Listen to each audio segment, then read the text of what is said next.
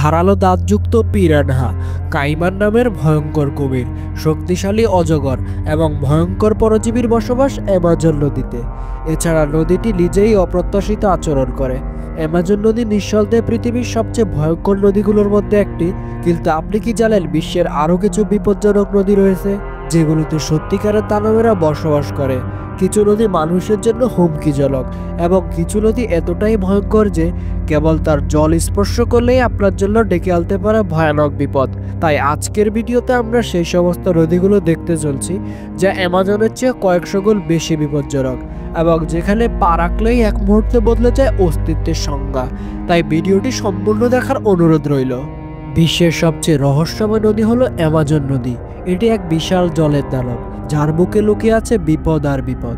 দৈর্ঘ্যে প্রায় ৭,০০০ কিলোমিটার আর পানির পরিমাণে পৃথিবীর সবচেয়ে বড় নদী হলো অ্যামাজন নদী।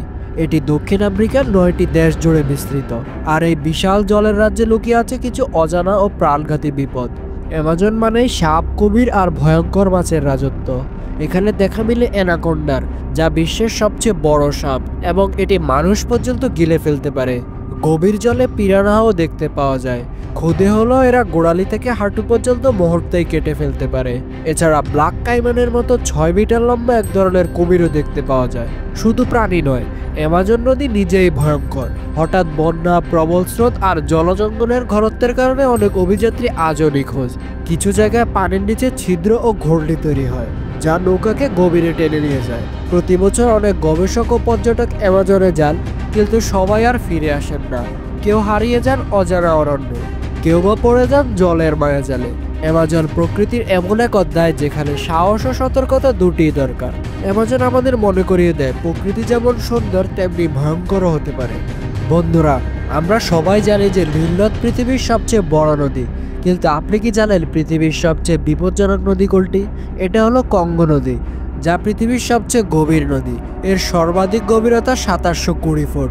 তবে কঙ্গো নদী শুধুমাত্র এর গভীরতার কারণে বিপজ্জনক নয়। এই নদীর তলদেশে বসবাসকারী ভয়ঙ্কর কিছু প্রাণী রয়েছে।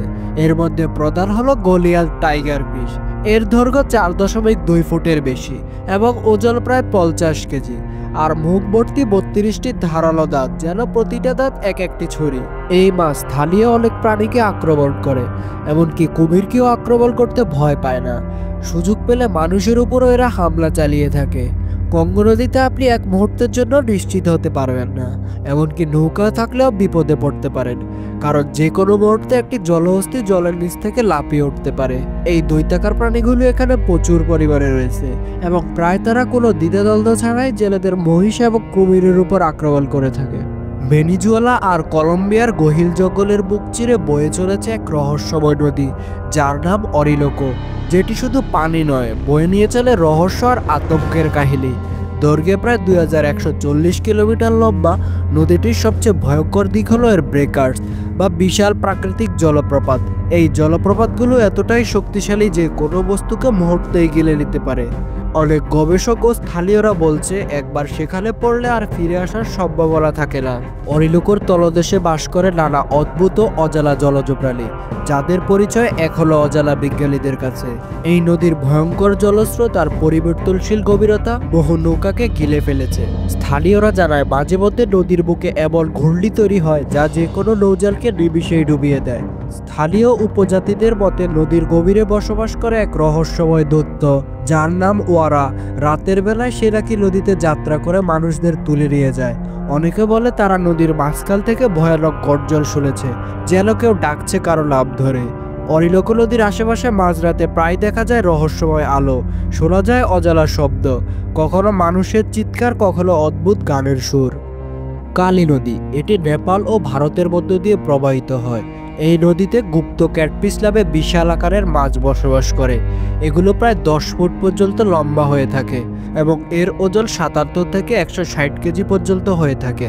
এই মাছগুলো সাধারণত শিকার খুঁজে পায় না, তাই কয়েক দশক ধরে এরা মানুষ ও বড় গৃহপালিত প্রাণীকে শিকার হিসাবে গ্রহণ করে।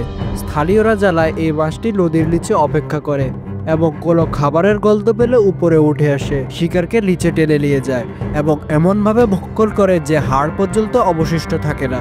এ পর্যন্ত এই ক্যাটফিশ কয়েকজন বাসিন্দার উপর আক্রমণও চালিয়েছে। ভয়ঙ্কর এই নদীগুলোর মধ্যে কোনটি আপনার কাছে বেশি বিপজ্জনক বলে মনে হয়েছে? কমেন্ট বক্সে লিখে জানাতে পারেন আপনার মতামত। ভিডিওটি ভালো লাগলে লাইক করুন এবং চ্যানেলটি সাবস্ক্রাইব করুন। তাহলে দেখা হচ্ছে পরবর্তী নতুন এপিসোডে। ধন্যবাদ।